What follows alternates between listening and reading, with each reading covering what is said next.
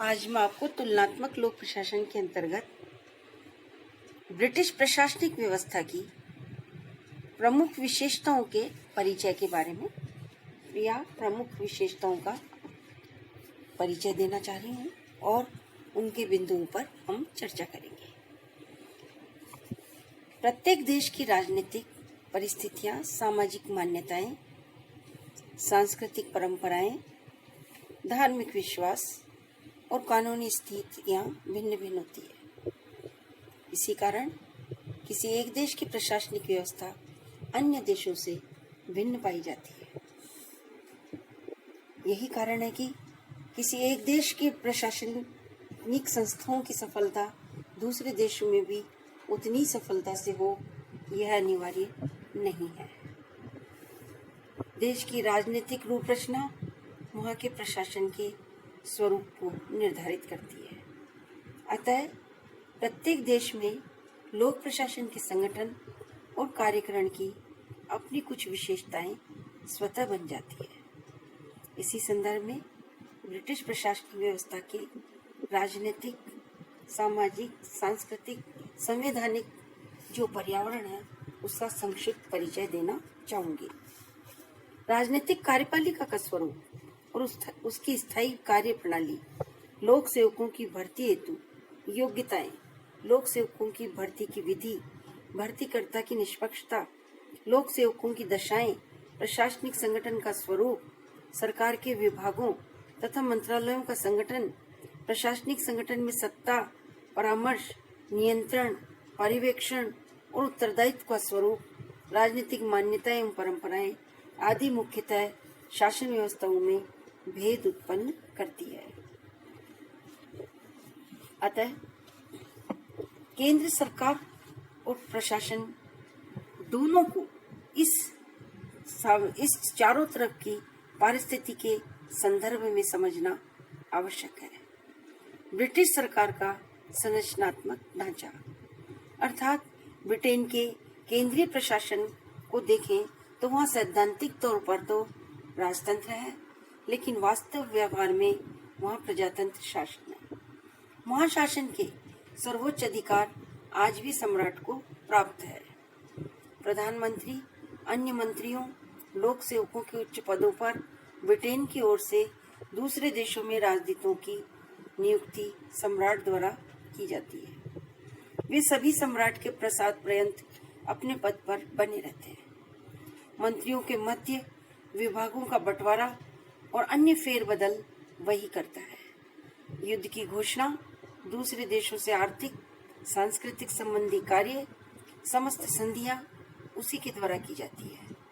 एक प्रकार से समस्त कार्यपालिका संबंधी शक्तियां सम्राट में निहित है। उसे व्यवस्थापन और कुछ न्यायिक अधिकार भी है। संसद के सत्र को आमंत्रित करना, सत्र का स्थगन, सत्रावसान, यहाँ तक कि कॉमन सभा अर्थात संसद का निम्न सदन को भंग करने का अधिकार भी उसे है। वह न्यायाधीशों की नियुक्ति करता है एवं क्षमादान करने का भी अधिकार सम्राट को प्राप्त है। लेकिन इसका व्यवहारिक पक्ष कुछ और ही है। वास्तविक कार्यपालिका वह मंत्रिमंडल में है जिसका अध्यक्ष प्रधानमंत्री है। कॉमन सभा में बहुमत दल के नेता को ही प्रधानमंत्री पद पर आमंत्रित करने की सम्राट पर बाध्यता है। प्रधानमंत्री की सिफारिश पर ही उसके द्वारा अन्य मंत्रियों की नियुक्ति की जाती है। मंत्रियों के मध्य उसके द्वारा विभागों का वितरण प्रधानमंत्री के परामर्श अनुसार ही करना होता है। प्रधानमंत्री एवं अन्य मंत्री तब तक अपने पद पर बने रहते हैं जब तक कि उन्हें कॉमन सभा अर्थात निम्न सदन का विश्वास प्राप्त हो। लोक सेवकों, विदेशों में राजदूतों आदि की व्यवस्था में नियुक्ति सम्राट प्रधानमंत्री के परामर्श अनुसार ही करता है। व्यवहार में समस्त कार्यपालिका शक्तियों का उपयोग मंत्रिमंडल करता है। मंत्रिमंडल कॉमन सभा के प्रति उत्तरदायी है। कॉमन सभा के पास उपलब्ध साधनों में से किसी विधि से अविश्वास प्रदर्शित करके कार्यपालिका को अभ्यस्त किया जा सकता है।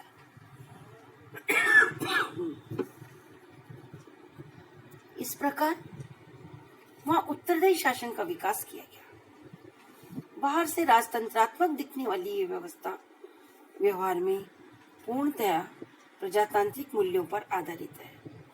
संसदात्मक शासन व्यवस्था ब्रिटेन की संसार को एक अनूठी देन कहा जा सकता है।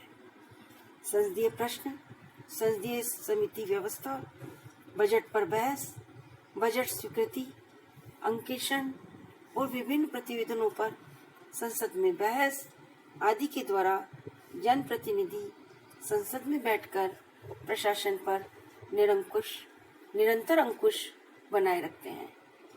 केंद्रीय प्रशासन विभागीय व्यवस्था पर आधारित है। लंदन में वेस्टमिनिस्टर नामक कार्यालय में प्राय समस्त प्रशासन के विभाग स्थित है। ये केंद्रीय सरकार का अंतिम सचिवालय है। क्षमा चाहती हूँ, यह केंद्रीय सरकार का सचिवालय है। मंत्रिमंडल सरकार की नीतियों का प्रारूप तैयार कर व्यवस्थापिका में उसे अंतिम रूप दिलवाता है। कार्यपालिका और व्यवस्थापिका में घनिष्ठता का संबंध है। ये एक दूसरे पर अंकुश भी रखते हैं तो आपस में समन्वय एवं सहयोग के लिए भी प्रतिबद्ध है। व्यवस्थापिका के सदस्यों को ही वास्तविक कार्यपालिका का सदस्य नियुक्त किया जाता है। संसद के अधिवेशन में मंत्रीगण संसद की बैठकों में भाग लेते हैं। मंत्रिमंडल सामूहिक रूप से कॉमन सभा के प्रति जवाबदेह है। वहाँ संसदीय प्रणाली का प्रचलन है। ब्रिटेन संसदीय प्रणाली की जन्मस्थली माना जाता है। इस प्रकार कुशल प्रशासन के लिए प्रधानमंत्री को सचिवीय सहायता की आवश्यकता होती है। उसे कदम कदम पर सचिवीय सहायता प्रदान करने के उद्देश्य से प्रधानमंत्री सचिवालय का भी उदय ब्रिटेन में हुआ। प्रधानमंत्री को निर्णय लेने में कदम कदम पर यह सचिवालय सहायता देता है। इस सचिवालय की सहायता के बिना प्रधानमंत्री अपने दायित्वों का निर्वाह नहीं कर सकता। इसी प्रकार केंद्रीय स्तर पर मंत्रिमंडल सचिवालय का विकास हुआ। निर्णय लेने से पूर्व मंत्रिमंडल को अनेक सूचनाएं, सामग्री, आंकड़ों आदि की नितांत आवश्यकता होती है और मंत्रिमंडल सचिवालय इन्हें एकत्र कर उसको संक्षिप्त कर सारगर्भित बनाकर मंत्रिमंडल के सदस्यों को उपलब्ध कराता है। मंत्रिमंडल की बैठकों की सूचना तैयार कर कार्य सूची सहित सदस्यों को प्रेषित करने, मंत्रिमंडल की बैठकों की व्यवस्था करने, बैठकों में सूचना सामग्री एक कैप्सूल के रूप में उपलब्ध कराने, बैठकों की कार्यवाही को लेखबद्ध करने, बैठकों में किए गए निर्णयों से संबंधित अधिकारियों अभिकरणों को अवगत कराने, मंत्रिमंडल के निर्णय के कुशल क्रियान्वयन को सुनिश्चित करने आदि जैसे महत्वपूर्ण दायित्वों का निर्वाह यह मंत्रिमंडल सचिवालय करता है। इस सचिवालय का प्रधान अधिकारी मंत्रिमंडल सचिव कहलाता है। यह सचिवालय ही नहीं बल्कि देश के समस्त लोक सेवक इस सचिव से कुशल प्रशासनिक नेतृत्व उपलब्ध कराने की अपेक्षा रखते हैं। यह सचिवालय केंद्रीय प्रशासन में सहयोग और समन्वय स्थापित करता है। इसी प्रकार ब्रिटेन के क्षेत्रफल की दृष्टि से यह एक छोटा देश है। इस कारण वहाँ एक ही सरकार द्वारा संपूर्ण प्रशासन का संचालन किया जाता है। केंद्रीय शासन संबंधी संपूर्ण शक्तियों का प्रयोग करती है। इसी को संपूर्ण संप्रभु माना जाता है क्योंकि कोई सरकार उसकी संप्रभुता में हिस्सा बटाने के लिए वहाँ नहीं है। अर्थात संपूर्ण देश का प्रशासन एकात्मक व्यवस्था पर आधारित है। प्रशासनिक सुविधा की दृष्टि से ग्रामीण और नगरीय स्थानीय संस्थाओं का विकास किया गया है, लेकिन स्थानीय संस्थाएं केंद्रीय सरकार के अधिनियम द्वारा निर्मित है। तथा अधिनियम ही उनकी शक्तियों का मूल स्रोत है। अधिनियम के तहत सरकार इनकी शक्तियों का नाम, क्षेत्रफल आदि में आवश्यकता अनुसार परिवर्तन कर सकती है और चाहे तो इन्हें समाप्त भी कर सकती है। इसी प्रकार ब्रिटेन के प्रशासन में समिति व्यवस्था भी एक अनूठी विशेषता है। केंद्रीय स्तर हो अथवा स्थानीय स्तर, प्रशासकों ने प्रशासन में कुशलता, प्रभावीपन, विशेषज्ञता का लाभ उठाने आदि दृष्टिकोणों से संपूर्ण प्रशासन में अनेक समितियों का गठन कर रखा है। वहाँ कुछ समितियां स्थायी प्रकृति की है तो अनेक समितियों का गठन अस्थायी या तदर्थ आधार पर कर लिया जाता है। अतः अब हम ब्रिटेन के प्रशासन में पाए जाने वाले जो प्रमुख लक्षण है उनका इसके अगले व्याख्यान में भाग 2 में स्पष्ट करेंगे।